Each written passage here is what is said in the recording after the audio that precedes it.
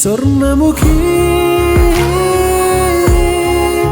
സ്വർണ്ണമുഖി Swarnamukhi gold and diamonds private limited, Mar tower building, Mannadiyar lane, Thrissur. സൂര്യപ്രഭയുടെ സ്വർണ്ണമുഖം. ലഹരിക്കെതിരെ കളി ലഹരിയാക്കുക എന്ന ആഹ്വാനം ഉയർത്തി മുണ്ടത്തിക്കോട് സ്വയം സഹായ സംഘത്തിന്റെ ആഭിമുഖ്യത്തിൽ സംഘടിപ്പിച്ച ത്രിദിന അഖില കേരള വോളിബോൾ ടൂർണമെന്റിന് സമാപനം കുറിച്ചു. മുൻ MLA-യും UDF ജില്ലാ ചെയർമാനുമായ TV ചന്ദ്രമോഹൻ സമാപന സമ്മേളനം ഉദ്ഘാടനം ചെയ്തു. 13-12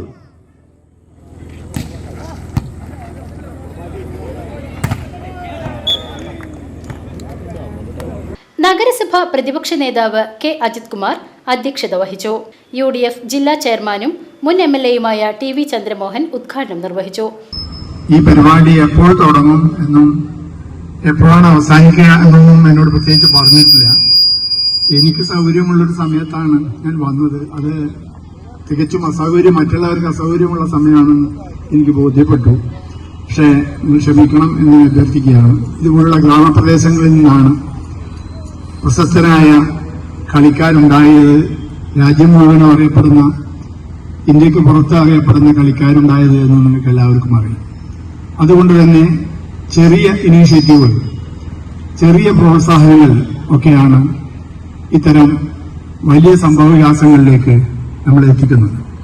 ഇപ്പോൾ ഇവിടെ പറഞ്ഞതുപോലെ സ്റ്റീഫൻ മഞ്ഞില, അജിനെ പോലെ എനിക്ക് ഏറ്റവും അടുത്ത സുഹൃത്താണ്. ഇന്ത്യൻ വനിതാ വോളി സായ് കോച്ചും പുതുരുത്തി സ്വദേശിയുമായ SAI assistant professor Sadanandan, volleyball association Thrissur ജില്ലാ പ്രസിഡന്റും കോച്ചുമായ ശിവകുമാർ മാസ്റ്റർ എന്നിവരെ ആദരിച്ചു.